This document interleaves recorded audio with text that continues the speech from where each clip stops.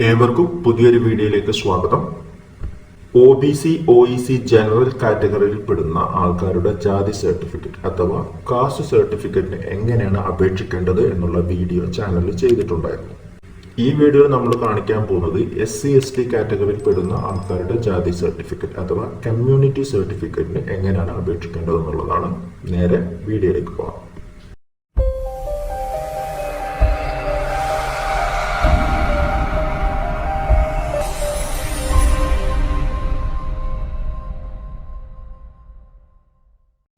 Community സർട്ടിഫിക്കറ്റിന് അപേക്ഷിക്കുന്ന സമയത്ത് 3 സ്റ്റെപ്പുകളാണ് അതിന്റെ അപേക്ഷയിലുള്ളത്. ഒന്നാമത്തെ സ്റ്റെപ്പ് എന്ന് പറയുന്നത് നമുക്കൊരു യൂസർ ഐഡിയും പാസ്വേഡും കിട്ടാൻ ആവശ്യമായ അക്കൗണ്ട് ക്രിയേറ്റ് ചെയ്യുക എന്നുള്ളതാണ്.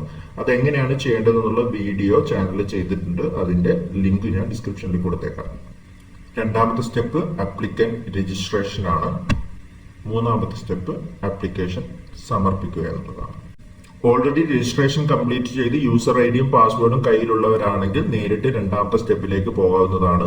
യൂസർ ഐഡിയും പാസ്വേഡും ക്രിയേറ്റ് ചെയ്യാനായി എങ്ങനെയാണ് അക്കൗണ്ട് ക്രിയേഷൻ ചെയ്യേണ്ടതെന്നുള്ള വീഡിയോ ചാനൽ ചെയ്തിട്ടുണ്ട്. അറിയാത്തവർക്ക് അത് പോയി കാണാവുന്നതാണ്. യൂസർ നെയിം പാസ്വേഡും ക്രിയേറ്റ് ചെയ്തതിനു ശേഷം ഈ ഡിസ്ട്രിക്റ്റിന്റെ ഹോം പേജിലേക്ക് പോകാം. വെബ്സൈറ്റ് അഡ്രസ് ഞാൻ ഡിസ്ക്രിപ്ഷനിൽ കൊടുത്തേക്കാം. അതിനുശേഷം അവിടെയുള്ള സൈൻ ബട്ടണിൽ ക്ലിക്ക് ചെയ്യുക. തുടർന്ന് വരുന്ന പേജിൽ ലോഗിൻ നെയിം, അതായത് നമ്മൾ അക്കൗണ്ട് ക്രിയേറ്റ് ചെയ്യുന്ന സമയത്ത് കൊടുത്തിരിക്കുന്ന ഇമെയിൽ ഐഡിയും നമ്മൾ ക്രിയേറ്റ് ചെയ്തിരിക്കുന്ന പാസ്വേഡും ആ കോളങ്ങളിലായിട്ട് ടൈപ്പ് ചെയ്ത് കൊടുക്കുക. അതിനുശേഷം ക്യാപ്ച കോഡ് ടൈപ്പ് ചെയ്ത് സൈൻ ബട്ടണിൽ ക്ലിക്ക് ചെയ്യുക. സൈൻ ബട്ടണിൽ ക്ലിക്ക് ചെയ്ത് നമ്മൾ യൂസർ അക്കൗണ്ടിന്റെ ഹോം പേജിലേക്ക് പോകുന്നതാണ്. ഇവിടെ മുകളിലായി കാണുന്ന വൺ ടൈം രജിസ്ട്രേഷൻ എന്ന ടാബിൽ ക്ലിക്ക് ചെയ്യുക. അവിടെ ആപ്ലിക്കൻ രജിസ്ട്രേഷൻ എന്ന ഓപ്ഷൻ തിരഞ്ഞെടുക്കുക. തുടർന്ന് വരുന്ന പേജിൽ ആദ്യത്തെ കോളത്തിൽ ആപ്ലിക്കൻ നെയിം, ആരാണോ അപേക്ഷ നൽകുന്നത് അവരുടെ പേര് ടൈപ്പ് ചെയ്ത് കൊടുക്കുക. തുടർന്ന് നിങ്ങളുടെ ജെൻഡർ സെലക്ട് ചെയ്യുക. അതിനുശേഷം കലണ്ടർ ഐക്കോൺ ഉപയോഗിച്ച് നിങ്ങളുടെ ഡേറ്റ് ഓഫ് ബർത്ത് സെലക്ട് ചെയ്യുക, അല്ലെങ്കിൽ മാനുവലായിട്ട് അവിടെ ടൈപ്പ് ചെയ്ത് കൊടുക്കുകയോ ചെയ്യുക. ഡേറ്റ് ഓഫ് ബർത്ത് ടൈപ്പ് ചെയ്തിട്ടില്ലെങ്കിൽ നിങ്ങൾ അവിടെ ഏജ് മാനുവലായിട്ട് ടൈപ്പ് ചെയ്ത് കൊടുക്കേണ്ടതാണ്. ഡേറ്റ് ഓഫ് ബർത്ത് ടൈപ്പ് ചെയ്ത് കഴിഞ്ഞാൽ ഓട്ടോമാറ്റിക്കായി നിങ്ങളുടെ ഏജ് അവിടെ വന്നതായിട്ട് കാണാം. അതിനുശേഷം അപേക്ഷകന്റെ അഡ്രസ് ഡീറ്റെയിൽസ് ആണ് താഴെയായിട്ട് കൊടുക്കേണ്ടത്. ആദ്യത്തെ കോളത്തിൽ നിങ്ങളുടെ വീട്ടു നമ്പർ, അതിനുശേഷം നിങ്ങളുടെ വീട്ടുപേര്, അതിനുശേഷം നിങ്ങളുടെ ലൊക്കാലിറ്റി, പോസ്റ്റ് ഓഫീസ്, പിൻകോഡ് എന്നിവ ടൈപ്പ് ചെയ്ത് കൊടുക്കുക. തുടർന്ന് വരുന്ന കോളങ്ങളിൽ നിങ്ങളുടെ ജില്ല, നിങ്ങളുടെ താലൂക്ക്, വില്ലേജ്, കൂടാതെ നിങ്ങളുടെ local body, municipality, corporation, panchayat ഏതാണെന്നുള്ള സെലക്ട് ചെയ്ത് നിങ്ങളുടെ ലോക്കൽ ബോഡിയുടെ നെയിമും തിരഞ്ഞെടുത്ത് കൊടുക്കുക. നിങ്ങളുടെ പ്രസന്റ് അഡ്രസ്സും പെർമനന്റ് അഡ്രസ്സും ഡിഫറെന്റ് ആണെങ്കിൽ നിങ്ങൾക്ക് പ്രസന്റ് അഡ്രസ്സ് മുമ്പ് ചെയ്തതുപോലെ തന്നെ അവിടെ ടൈപ്പ് ചെയ്ത് കൊടുക്കുക. ഇല്ലെങ്കിൽ സെയിം ആസ് എബവ് എന്നുള്ള ഓപ്ഷൻ തിരഞ്ഞെടുത്താൽ പ്രസന്റ് അഡ്രസ്സ് തന്നെ പെർമനന്റ് അഡ്രസ്സിൽ ഫില്ലായി വരുന്നതായി കാണാം. അതിനുശേഷം അടുത്ത കോളത്തിൽ അച്ഛന്റെ പേര് ടൈപ്പ് ചെയ്ത് കൊടുക്കുക. ശേഷം റിലീജിയൻ, കാറ്റഗറി, കാസ്റ്റ്, അച്ഛന്റെ റിലീജിയൻ, കാറ്റഗറി, കാസ്റ്റ് എന്നിവ തിരഞ്ഞെടുത്ത് കൊടുക്കുക. അടുത്ത ലൈനിൽ ഇതേപോലെ അമ്മയുടെ പേര് ടൈപ്പ് ചെയ്യുകയും അമ്മയുടെ റിലീജിയനും കാറ്റഗറിയും കാസ്റ്റും തിരഞ്ഞെടുത്ത് കൊടുക്കുകയും ചെയ്യുക. ഈ ഡിസ്ട്രിക്റ്റ് മുഖേന നമ്മൾ കമ്മ്യൂണിറ്റി കാസ്റ്റ് സർട്ടിഫിക്കറ്റുകൾക്ക് അപേക്ഷിക്കുന്ന സമയത്ത് അച്ഛന്റെയും അമ്മയുടെയും പേര്, റിലീജിയൻ, കാറ്റഗറി, കാസ്റ്റ് എന്നിവ ഫില്ല് ചെയ്യൽ നിർബന്ധമാണ്.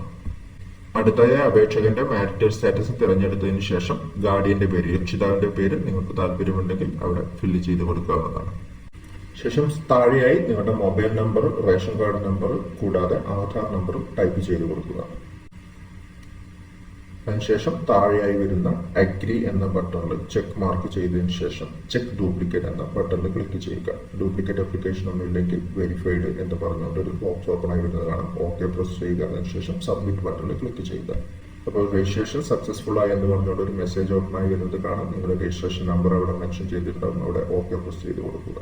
രജിസ്ട്രേഷൻ കംപ്ലീറ്റ് ആയിട്ട് എന്തെങ്കിലും മാറ്റങ്ങൾ വരുത്തണമെന്നുണ്ടെങ്കിൽ വൺ ടൈം രജിസ്ട്രേഷൻ എന്ന ടാബിൽ ക്ലിക്ക് ചെയ്താൽ എഡിറ്റ് രജിസ്ട്രേഷൻ എന്നുള്ള ഓപ്ഷൻ ഉപയോഗിച്ചുകൊണ്ട് നമുക്ക് മാറ്റങ്ങൾ വരുത്താവുന്നതാണ്.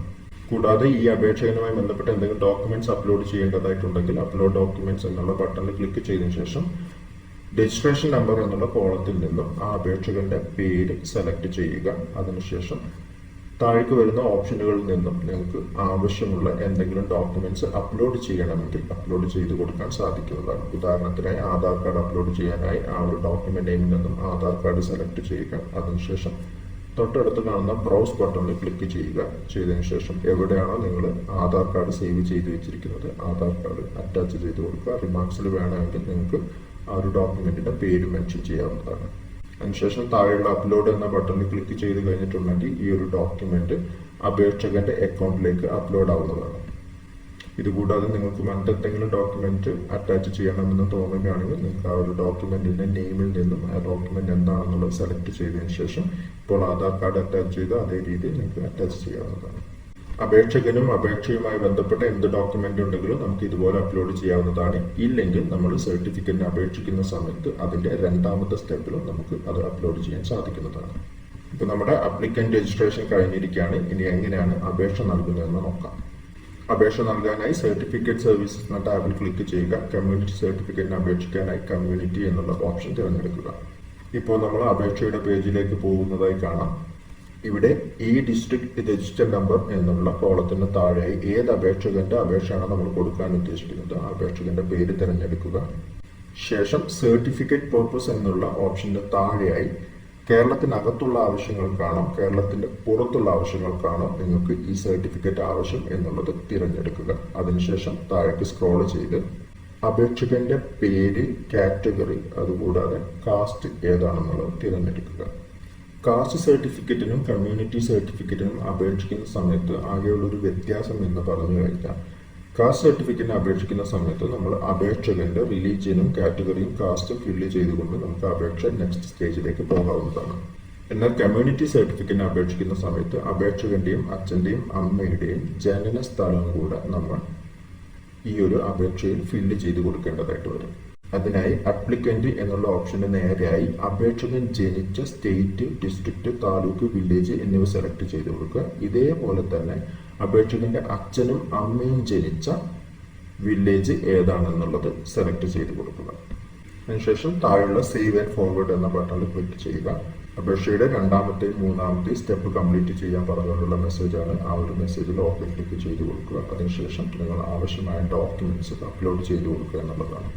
അപേക്ഷകന് സ്വന്തമായി സ്കൂൾ സർട്ടിഫിക്കറ്റ് ഉണ്ടെങ്കിൽ സ്കൂൾ സർട്ടിഫിക്കറ്റ് എന്ന ഫയൽ നെയിമിന്റെ നേരെ കാണുന്ന ബ്രൗസ് ബട്ടണിൽ ക്ലിക്ക് ചെയ്ത് എവിടെയാണോ നിങ്ങൾ അപേക്ഷകന്റെ സ്കൂൾ സർട്ടിഫിക്കറ്റ് സ്കാൻ ചെയ്ത് സേവ് ചെയ്ത് വെച്ചിരിക്കുന്നത് ആ ഡോക്യുമെന്റ് സെലക്ട് ചെയ്തുകൊണ്ട് നിങ്ങൾക്ക് അറ്റാച്ച് ചെയ്യാവുന്നതാണ്. സെലക്ട് ചെയ്തതിനു ശേഷം സേവ് എന്നുള്ള ബട്ടണിൽ ക്ലിക്ക് ചെയ്യുകയാണ് വേണ്ടത്. അപ്പോൾ ഡോക്യുമെന്റ് അപ്ലോഡായി എന്ന് പറഞ്ഞൊരു മെസ്സേജ് വരും. അവിടെ ഓക്കെ ക്ലിക്ക് ചെയ്ത് കൊടുക്കുക.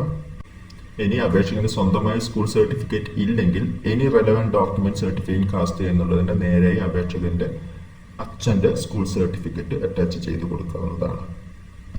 ഇനി അതല്ലാതെ അപേക്ഷകന്റെ കാസ്റ്റ് തെളിയിക്കുന്ന മറ്റെന്തെങ്കിലും ഡോക്യുമെന്റ് നിങ്ങളുടെ കൈവശമുണ്ടെങ്കിൽ അതും any relevant document certificate cast എന്നുള്ള ഡോക്യുമെന്റ് നേരെയായിട്ട് നിങ്ങൾക്ക് അറ്റാച്ച് ചെയ്ത് കൊടുക്കാൻ സാധിക്കുന്നതാണ്. സ്കൂൾ സർട്ടിഫിക്കറ്റോ SSLC സർട്ടിഫിക്കറ്റോ ആണ് നമ്മൾ അറ്റാച്ച് ചെയ്യുന്നതെങ്കിൽ അതിൽ അപേക്ഷകന്റെ കാസ്റ്റ് നിർബന്ധമായും മെൻഷൻ ചെയ്തിട്ടുണ്ടാകണം. ഇനി അച്ഛന്റെ ഡോക്യുമെന്റ് ആണ് നമ്മൾ സബ്മിറ്റ് ചെയ്യുന്നതെങ്കിൽ അച്ഛന്റെ ഏത് ഡോക്യുമെന്റ് ആണോ നമ്മൾ സബ്മിറ്റ് ചെയ്യുന്നത് അതിൽ അച്ഛന്റെ കാസ്റ്റ് മെൻഷൻ ചെയ്തിട്ടുണ്ടാകണം. അവിടെ റേഷൻ കാർഡ് അപ്ലോഡ് ചെയ്യേണ്ട കാര്യമില്ല. അവിടെ കാണുന്ന ഡോക്യുമെന്റ് റെഫറൻസ് നമ്പർ എന്നുള്ള ബോക്സിന് താഴെയായി റേഷൻ കാർഡിന്റെ നമ്പർ ടൈപ്പ് ചെയ്ത് നിങ്ങൾക്ക് അപ്ഡേറ്റ് ബട്ടണിൽ ക്ലിക്ക് ചെയ്യാവുന്നതാണ്. അങ്ങനെയാണെങ്കിൽ റേഷൻ കാർഡിന്റെ ഡീറ്റെയിൽസ് ഓട്ടോമാറ്റിക്കായി അപേക്ഷയുമായി അറ്റാച്ച് ആയിക്കോളും. ഇനി അതല്ലാതെ മറ്റെന്തെങ്കിലും ഡോക്യുമെന്റുകൾ നിങ്ങൾക്ക് അറ്റാച്ച് ചെയ്യണമെന്ന് അപ്ലോഡ് ചെയ്യണമെന്ന് തോന്നുകയാണെങ്കിൽ അത് അപ്ലോഡ് ചെയ്യേണ്ട രീതിയാണ് ഞാൻ മുമ്പ് പറഞ്ഞത്. നമ്മുടെ അപ്ലിക്കന്റ് രജിസ്ട്രേഷന്റെ താഴെയായി കാണുന്ന അപ്ലോഡ് ഡോക്യുമെന്റ്സ് എന്നുള്ള ഓപ്ഷൻ ഉപയോഗിച്ചുകൊണ്ട് അപേക്ഷയുമായി ബന്ധപ്പെട്ട കൂടുതൽ എന്തെങ്കിലും ഡോക്യുമെന്റ് അപ്ലോഡ് ചെയ്യേണ്ടതായിട്ടുണ്ടെങ്കിൽ നിങ്ങൾക്ക് അപ്ലോഡ് ചെയ്യാവുന്നതാണ്. ഡോക്യുമെന്റ്സ് എല്ലാം അപ്ലോഡ് ചെയ്ത് കഴിഞ്ഞാൽ താഴെയുള്ള നെക്സ്റ്റ് ബട്ടണിൽ ക്ലിക്ക് ചെയ്യുക. ഇപ്പോൾ നമ്മൾ പേയ്മെന്റിന്റെ പേജിലേക്ക് പോകുന്നതായി കാണാം. അവിടെയുള്ള മേക്ക് പേയ്മെന്റ് എന്ന ബട്ടണിൽ ക്ലിക്ക് ചെയ്യുക. പേയ്മെന്റ് ചെയ്യാനായി ഒരുപാട് ഓപ്ഷൻസ് അവൈലബിൾ ആണ്. Net banking, credit or debit card അല്ലെങ്കിൽ QR കോഡ്, UPI പേയ്മെന്റ് ഏതും നമുക്ക് ചെയ്യാവുന്നതാണ്. ഓരോ പേയ്മെന്റ് ചെയ്യുമ്പോൾ ഉണ്ടാകുന്ന ഡിഫറൻസ് ഒക്കെ നമ്മൾ കാസ്റ്റ് സർട്ടിഫിക്കറ്റിന് അങ്ങനെ അപേക്ഷിക്കാം എന്നുള്ള വീഡിയോയിൽ പറഞ്ഞിട്ടുണ്ട്. വേണമെങ്കിൽ നിങ്ങൾക്ക് അത് പോയി കാണാവുന്നതാണ്. ഇതിൽ ഏതെങ്കിലും ഒരു ഓപ്ഷൻ ഉപയോഗിച്ച് നിങ്ങൾക്ക് പേയ്മെന്റ് ചെയ്യാവുന്നതാണ്.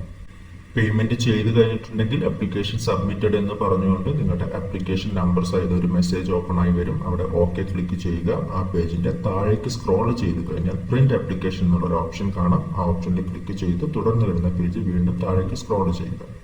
ആ പേജിന്റെ താഴെയുള്ള പ്രിന്റ് ബട്ടൺ ഉപയോഗിച്ചുകൊണ്ട് നിങ്ങൾക്ക് നിങ്ങളുടെ അപേക്ഷ പ്രിന്റ് ചെയ്ത് സൂക്ഷിക്കാവുന്നതാണ്. അപ്പോൾ വ്യൂവേഴ്സ്, ഇങ്ങനെയാണ് നമ്മളൊരു കമ്മ്യൂണിറ്റി സർട്ടിഫിക്കറ്റിന് വേണ്ടി അപേക്ഷിക്കേണ്ട രീതി. അപേക്ഷിച്ചു കഴിഞ്ഞാൽ അപേക്ഷയുടെ സ്റ്റാറ്റസ് ചെക്ക് ചെയ്യുന്ന രീതിയും അതുപോലെ അപേക്ഷ അപ്രൂവ് ആയി കഴിഞ്ഞാൽ പ്രിന്റ് എടുക്കുന്നത് എങ്ങനെയാണെന്നും കാണിച്ചുകൊണ്ടുള്ള വീഡിയോ ചാനലിൽ ചെയ്തിട്ടുണ്ട്. താല്പര്യമുള്ളവർക്ക് പോയി കാണാവുന്നതാണ്. ഇതുപോലുള്ള വീഡിയോസിനായി ചാനൽ സബ്സ്ക്രൈബ് ചെയ്യുക, സപ്പോർട്ട് ചെയ്യുക. കൂടാതെ നിങ്ങൾക്ക് വീഡിയോ ഇഷ്ടപ്പെടുന്നുണ്ടെങ്കിൽ ലൈക്ക് ചെയ്യുക, ഷെയർ ചെയ്യുക. നിങ്ങളുടെ അഭിപ്രായങ്ങൾ കമന്റുകളായി രേഖപ്പെടുത്തുക. അടുത്തൊരു വീഡിയോയുമായി ഉടൻ തന്നെ കാണാം. അതുവരെ ബൈ ബൈ.